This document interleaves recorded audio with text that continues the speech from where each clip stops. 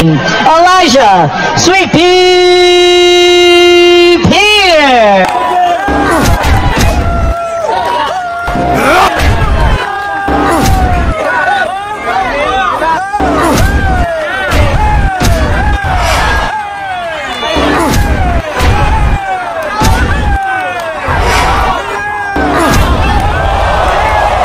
Lagi niyong sundan, huwag magpapahuli. Pag-usapan ni bakbakan. Ngayong sunod-sunod ang pagkatalo ng ilan nating kababayan sa laban abroad, meron pa rin tayong mga mandirigmang hindi natitinag, handang lusubin ang ibang bansa at pabagsakin ang kanilang champion.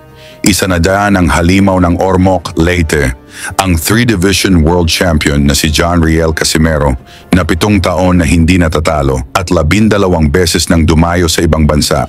Sa huli niyang laban sa Japan, pinatulog niya ang Mexican knockout artist na si Saul Sanchez sa harap mismo ni Naoya Monster Inoue. At dahil dito, mas lalo siya iniiwasan ng kampo ni Naoya Inoue.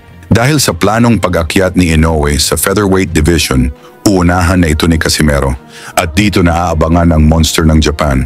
Samantala, matapos ang laban ng ating kababayan na si Michael Dasmariñas kontra sa isang matinding American knockout artist, si Elijah Pierce sa featherweight division, kung saan napabagsak ni Dasmariñas si Pierce sa unang round. Oh, yes! Natamaan din si Pierce.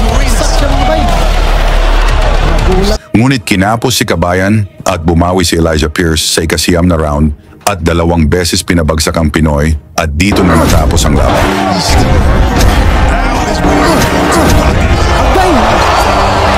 Ayon kay Casimero, sayang daw ang laban at kung siya raw ang kaharap ni Pierce, paiiyakin daw niya ito sa ibabawan ng ring.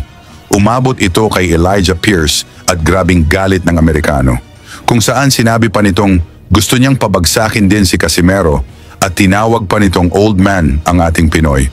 Para malaman natin kung gaano kabangis itong si Casimero, panoorin natin kung paano niya pinabagsak ang boxer na katulad ang estilo kay Elijah Pierce.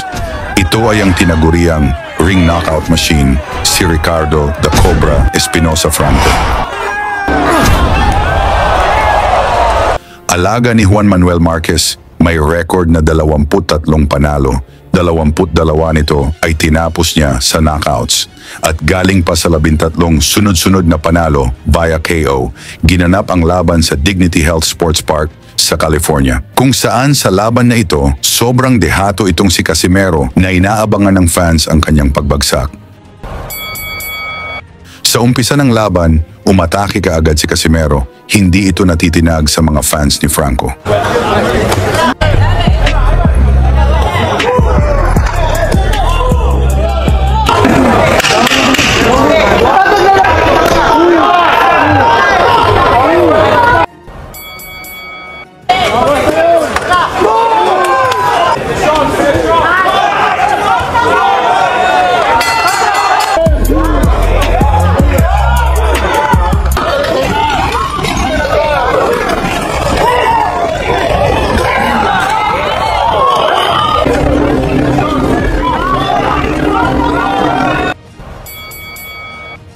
Sa ikatlong round, sunod-sunod na kanan ni Casimero ang tumama pero matibay si Franco, lalong naging agresibo at nagpakawala din ng kombinasyon.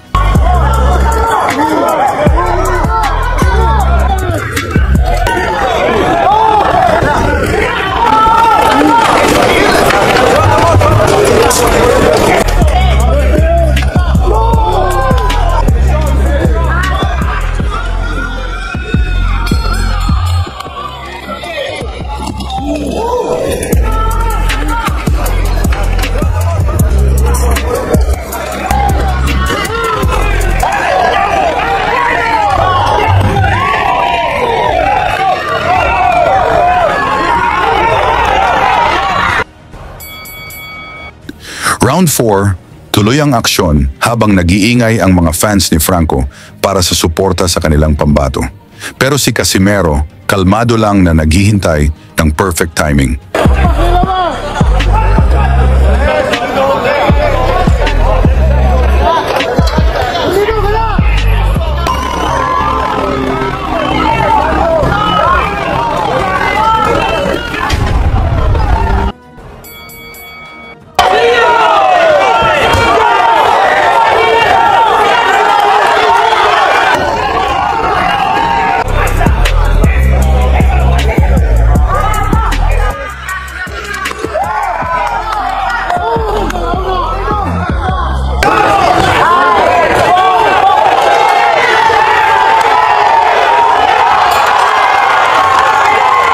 Isang kombinasyong malakidlat ni Casimero.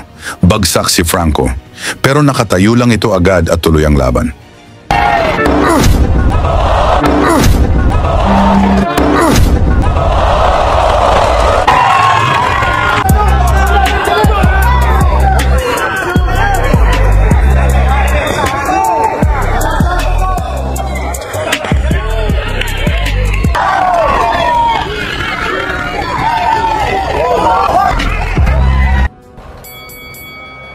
Round 8, dito na gustong tapusin ni Casimero ang laban, ngunit gumaganti pa rin si Franco na parang hindi napapagod.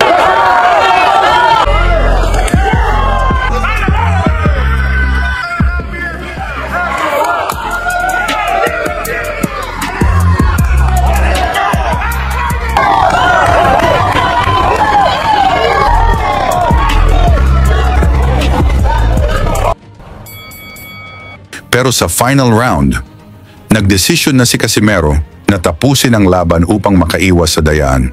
Dito na tinapos ni Casimero ang kanyang paghihirap.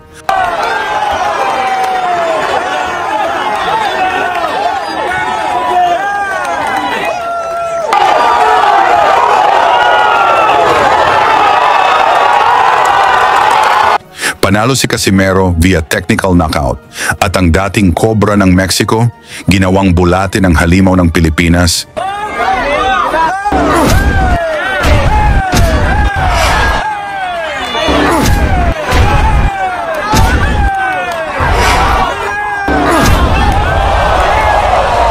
Sa tingin nyo ba, magiging world champion ulit si Casimero dito sa featherweight division? Kung magtapat na itong si Casimero at Elijah Pierce, sino kaya ang babagsak? Ikomento nyo sa baba ang inyong opinyon at huwag kalimutang isama ang inyong lugar para malaman natin kung gaano kalakas ang suporta ng mga Pinoy sa buong mundo para kay Cuadro Alas.